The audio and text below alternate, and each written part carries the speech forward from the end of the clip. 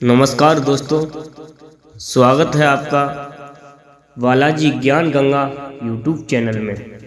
गौर करते हैं नई कहानी की ओर।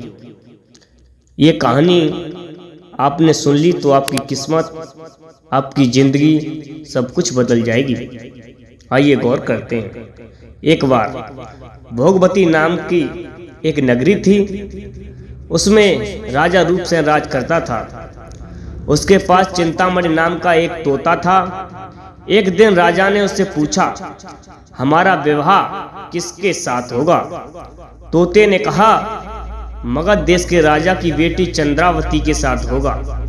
राजा ने ज्योतिषी को बुलाकर पूछा तो उसने भी यही कहा। उधर मगध देश की राजकन्या के पास एक मैना थी। उसका नाम था मदन मंजरी। एक दिन राजकन्या ने उससे पूछा कि मेरा विवाह किसके साथ होगा? तो उसने कह दिया कि भोगवती नगर के राजा रूपसेन के साथ होगा। इसके बाद दोनों का विवाह हो गया। रानी के साथ उसकी मैना भी आ गई। राजा रानी ने तोता मैना का विवाह करके उन्हें एक पिंजरे में रख दिया। एक दिन की बात कि तोता मैना में बहस हो गई। मैना ने कहा, आदमी बड़ा पापी, दगाबाज और अधर्मी होता है। तोते ने कहा, स्त्री झूठी, लालची और हत्यारी होती है। जब दोनों का झगड़ा बढ़ गया तो राजा ने कहा, क्या बात है, तुम आपस में लड़ते क्यों हो? मैना ने कहा, महाराज, मर्द बड़े बुरे होते हैं। इसके बाद मैना ने एक कहानी सुनाई। आइए गौर करते हैं इस कहानी की ओर। इलापुर नगर में महादन नाम का एक सेठ रहता था। विवाह के बहुत दिनों के बाद उसके घर एक लड़का पैदा हुआ। सेठ ने उसका बड़ी अच्छी तरीके से लालन पालन किया, पर लड़का बड़ा होकर जुआ खेलने लगा। इस बीच सेठ मर गया। लड़के ने अपना सारा धन जुए में खो दिया। जब पास में कुछ ना बचा तो वह नगर छोड़कर चंद्रपुरी नामक नगरी में जा पहुंचा। वहां हेमगुप्त नाम का साहूकार रहता था। उसके पास जाकर उसने अपने पिता का परिचय दिया और कहा कि मैं जहाज लेकर सौदागरी करने गया था। माल बेचा, धन कमाया, लेकिन लौटते में समुद्र में ऐसा तूफान आया कि जहाज डूब गया और मैं जैसे तैसे बचकर यहाँ आ गया। उस सेठ के एक लड़की थी, रत्नावती। सेठ को बड़ी खुशी हुई कि घर बैठे इतना अच्छा लड़का मिल गया। उसने उस लड़के को अपने घर में रख लिया और ब्याह कर दिया। दोनों वहीं रहने लगे। अंत में एक दिन वहां से विदा हुए सेठ ने बहुत सा धन दिया और एक दासी को उनके साथ भेज दिया। रास्ते में एक जंगल पड़ता था। वहां आकर लड़के ने स्त्री से कहा, यहाँ बहुत डर है, तुम अपने गहने उतारकर मेरी कमर में बांधो। लड़की ने ऐसा ही किया। इसके बाद लड़के ने कहारों को धन देकर डोले को वापस करा दिया और दासी को मारकर कुएं में डाल दिया। फिर स्त्री को भी कुएं में पटक कर आगे बढ़ गया। स्त्री रोने लगी। एक मुसाफिर उधर जा रहा था। जंगल में रोने की आवाज सुनकर वह वहां आया। उसे कुएं से निकालकर उसके घर पहुंचा दिया। स्त्री ने घर जाकर माँ बाप से कह दिया कि रास्ते में चोरों ने हमारे गहने छीन लिए और दासी को मारकर मुझे कुएं में ढकेल कर भाग गए। बाप ने उसे ढाढ़स बंधवाया, मतलब धैर्य बंधवाया, और कहा कि तू चिंता मत कर, तेरा स्वामी जीवित होगा और किसी दिन वो आ जाएगा।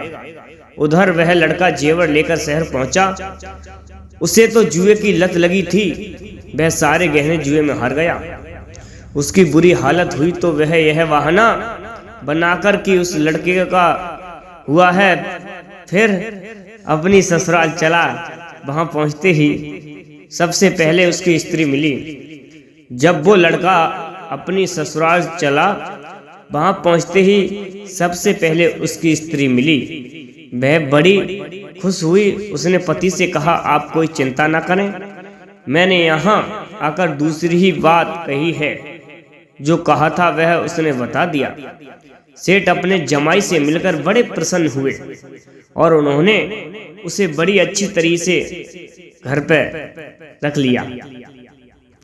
कुछ दिन बाद एक रोज जब वह लड़की गहने पहने सो रही थी, उसने चुपचाप छुरी से उसे मार डाला और उसके गहने लेकर चंपत हो गया, मतलब गायब हो गया। मैना बोली, महाराज, ऐसा मैंने अपनी आंखों से देखा है, ऐसा पापी होता है आदमी। मैना की बात सुनकर राजा क्या बोला? राजा ने तोते से कहा, अब तुम बताओ कि स्त्री क्यों बुरी होती है। अब तोते की बात कृपया ध्यान से सुने। इस पर तोते ने यह कहानी सुनाई। कंचनपुर में सागर दत्त नाम का एक सेठ रहता था। उसके श्री दत्त नाम का एक लड़का था। वहां से कुछ दूर पर एक और नगर था, श्री विजयपुर। उसमें सोमदत्त नाम का सेठ रहता था। उसके एक लड़की थी, वह श्री दत्त को ब्याही थी। ब्याह के बाद श्री दत्त व्यापार करने परदेश चला गया। 12 वर्ष हो गए और वह न आया तो जयश्री व्याकुल होने लगी। एक दिन वह अपनी अटारी पर खड़ी थी कि एक आदमी उसे दिखाई दिया। उसे देखते ही वह उस पर मोहित हो गई। उसने उसे अपनी सखी के घर बुलवा लिया। रात होते ही वह उस सखी के घर चली जाती है और रात भर वहां रहकर दिन निकलने से पहले ही लौट आती। इस तरह बहुत दिन बीत गए। इस बीच एक दिन उसका पति परदेश से लौट आया। स्त्री बड़ी दुखी हुई। अब वह क्या करे? पति हारा थका था। जल्दी ही उसकी आंख लग गई और स्त्री उठकर अपने दोस्त के पास चली गई। जी हाँ दोस्तों, आगे की कहानी और सुने। रास्ते में एक चोर खड़ा था। वह देखने लगा कि स्त्री कहाँ जाती है। धीरे धीरे वह सहेली के मकान पर पहुंची। चोर भी पीछे पीछे गया। संयोग से उस आदमी को सांप ने काट लिया था और वह मरा पड़ा था। स्त्री ने समझा सो रहा है। वहीं आंगन में पीपल का एक पेड़ था जिस पर एक पिशाच बैठा यह लीला देख रहा था। उसने उस आदमी के शरीर में प्रवेश करके उस स्त्री की नाक काट ली और फिर उस आदमी की देह से निकलकर पेड़ पर जा बैठा। स्त्री रोती हुई अपनी सहेली के पास गई। सहेली ने कहा कि तुम अपने पति के पास जाओ और वहां बैठकर रोने लगो। कोई पूछे तो कह देना कि पति ने नाक काट ली है। उसने ऐसा ही किया। उसका रोना सुनकर लोग इकट्ठे हो गए। आदमी जाग उठा। उससे सारा हाल मालूम हुआ तो वह बड़ा दुखी हुआ। लड़की के बाप ने कोतवाल को खबर दे दी। कोतवाल उन सबको राजा के पास ले गया। लड़की की हालत देखकर राजा को बड़ा गुस्सा आया। उसने कहा, इस आदमी को सूली पर लटका दो। वह चोर वहां खड़ा था।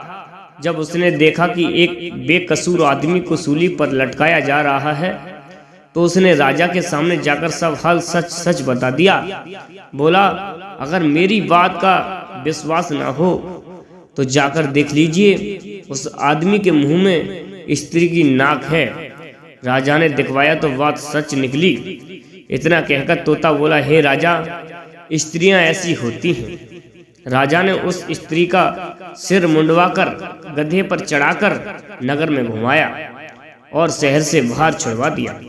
यह कहानी सुनाकर वेताल बोला, राजा बताओ कि दोनों में ज्यादा पापी कौन है? राजा ने कहा, स्त्री। वेताल ने पूछा, कैसे? राजा ने कहा, मर्द कैसा ही दुष्ट हो, उसे धर्म का थोड़ा बहुत विचार रहता ही है। स्त्री को नहीं रहता, इसलिए वह अधिक पापिनी है। राजा के इतना कहते ही वेताल फिर पेड़ पर जा लटका। राजा लौटकर गया और उसे पकड़ कर लाया। रास्ते में वेताल ने 5वीं कहानी सुनाई। नमस्कार दोस्तों, आज की कहानी हमारी यहीं समाप्त होती है। देखते हैं अगली वीडियो के माध्यम से।